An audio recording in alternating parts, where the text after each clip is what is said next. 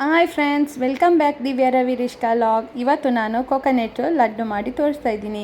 ಇದಕ್ಕೆ ನಾನು 1 ಕಪ್ಪಷ್ಟು ಶುಗರ್ ತಗೊಂಡಿದ್ದೇನೆ.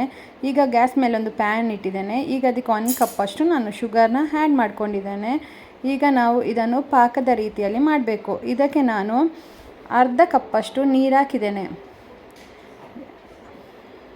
ಅರ್ಧ ಕಪ್ಪಷ್ಟು ನೀರು ಹಾಕಿದರೆ ಇದು ತುಂಬ ಅಂಟು ಥರ ಬರೋದು ಬೇಡ, ಒಂಥರ ಪಾಕ ಒಂಥರ ದಪ್ಪ ರೀತಿಯಲ್ಲಿ ಬಂದರೆ ಸಾಕು, ಒಂದೆಳೆಯಲ್ಲಿ ಬರೋದು ಬೇಡ. ಈಗ ಇದನ್ನು ನಾನೀಗ ಸಕ್ಕರೆಲ್ಲ ಕರಗಬೇಕು, ಶುಗರೆಲ್ಲ ಕರಗಿದ ನಂತರ ಇವಾಗ ನಾವು ಹೀಗೆ ಕಲಸ್ಕೊಂಡೇ ಇರಬೇಕು. ಇವಾಗ ಇದು ಪಾಕದ ರೀತಿಯಲ್ಲಿ ಬರುತ್ತೆ. ಶುಗರ್ ಈಗ ಹಾಗೆ ನೋಡಿ ಬಾಲ್ಸ್ ಥರ ಬರ್ತಾ ಇದೆ. ಇವಾಗ ನಾನು ಇದಕ್ಕೆ ಲೆಮನ್ ಕಲರ್, ಫುಡ್ ಕಲರ್ನ ನಾನು ಹಾಕ್ತಾ ಇದ್ದೀನಿ, ಯೆಲ್ಲೋ ಕಲರು. ಈಗ ಇದು ಕಲರು ನಿಮಗೆ ಇಷ್ಟ ಇದ್ದರೆ ಹಾಕ್ಬೋದು, ಇಷ್ಟ ಇಲ್ಲದಿದ್ದರೆ ಹಾಕೋದು ಬೇಡ. ಈಗ ನಾನು ಕೊಕೊನೆಟ್ನ ಆ್ಯಡ್ ಮಾಡ್ತಾಯಿದ್ದೀನಿ. ಇದು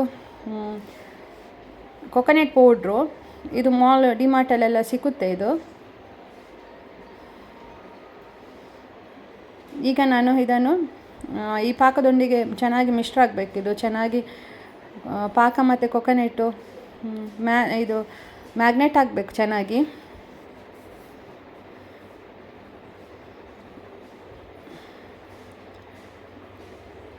ಇವಾಗ ಇದು ನೋಡಿ ಪಾಕ ಇದು ಚೆನ್ನಾಗಿ ಬಿಡ್ತಾ ಇದೆ.